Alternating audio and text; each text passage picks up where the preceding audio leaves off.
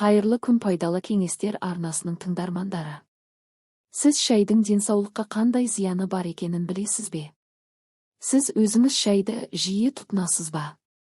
Егер сіз шайды жиі ішетін болсаңыз, онда оның зияны туралы тыңдаңыз. Шай әлемде ең көп тұтынылатын сусындардың бірі. Ол көптеген пайдалы қасиеттерге ие болғанымен, оның шамадан тыс немесе дұрыс емес қолданылуы кейбір денсаулық проблемаларына әкелуі мүмкін.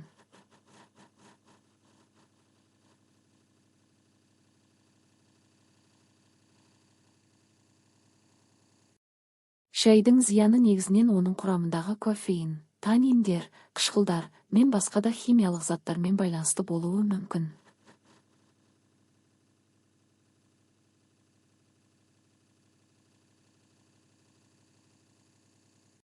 Міне, шайдың кейбір мүмкін болатын зиянды әсерлері. Бір, кофеиннің әсері.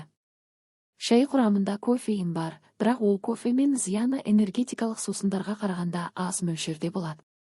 Дегенмен көп мөлшерде шай ішкенде немесе күн сайын бірнеше стақан шай ішкенде келесі әсерлер пайда болуы мүмкін. Ұйқының бұзылуы, кофеин жүйке жүйесін қоздырып, ұйқының сапасына әсер етуі мүмкін. Ұйықтар алдында көп шай ішпеу ұсынылады. Жүрек соғысы мен жоғары қан қысымы, кофеиннің көп мөлшері жүрек соғысын жылдамдатуы мүмкін.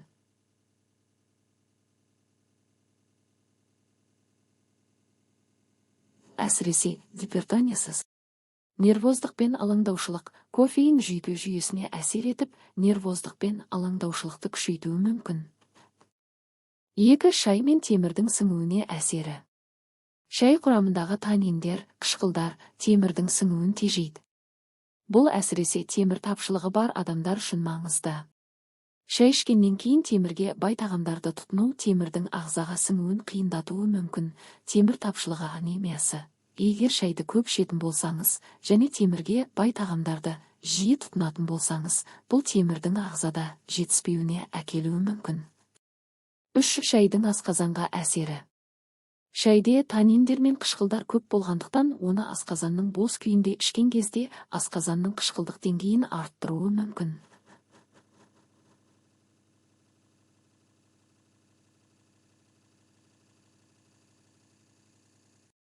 Асқазанның тітіркенуі. Егер асқазанға бос ішіп шай ішсеңіз, ол асқазанның шырышты қабығын тітіркендіріп, ауырсыну немесе гастритке себеп болуы мүмкін.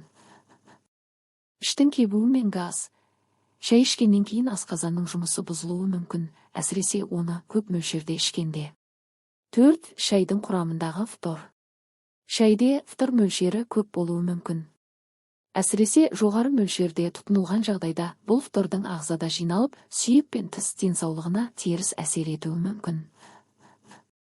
Фтороз. Ұзақ уақыт бойы көп шай ішу фторозға, тістердің түсінің өзгеруі мен бұзылуы әкелуі мүмкін.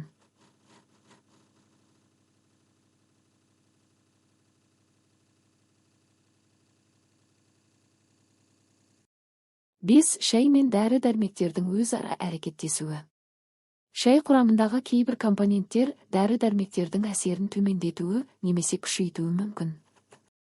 Мысалы, қан тамырларды кеңейтетін дәрілер, антигипертензивтер мен шайдегі кофеин өзара әрекеттесіп, дәрінің тиімділігін төмендетуі мүмкін. Қан ұюын баяулататын дәрілер, мысалы, аспирин мен шай арасындағы өзара әсерлер қан ұюының бұзылуына әкелуі мүмкін.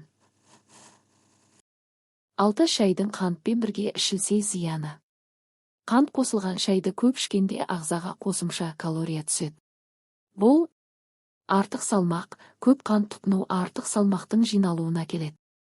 Қант диабеті. Қанттың көп мөлшерде тұтынылуы қант диабетінің қаупін арттыруы мүмкін.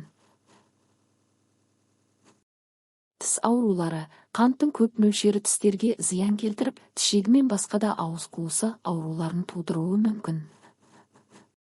7. Шайдың шамадан тыс тұтынылуы. Шайды шамадан тыс ішу ағзаға теріс әсер етуі мүмкін. Әсіресе күніне 4-5 стақаннан көп шай ішкенде жоғарыда аталған мәселелер туындауы мүмкін.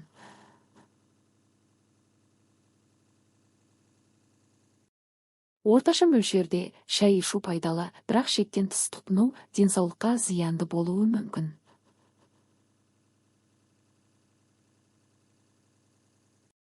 Қорытынды. Шайдың денсаулыққа пайдалы әсерлері көп болғанымен, оның шамадан тыс немесе дұрыс емес қолданылуы белгілі бір мәселелерге әкелуі мүмкін.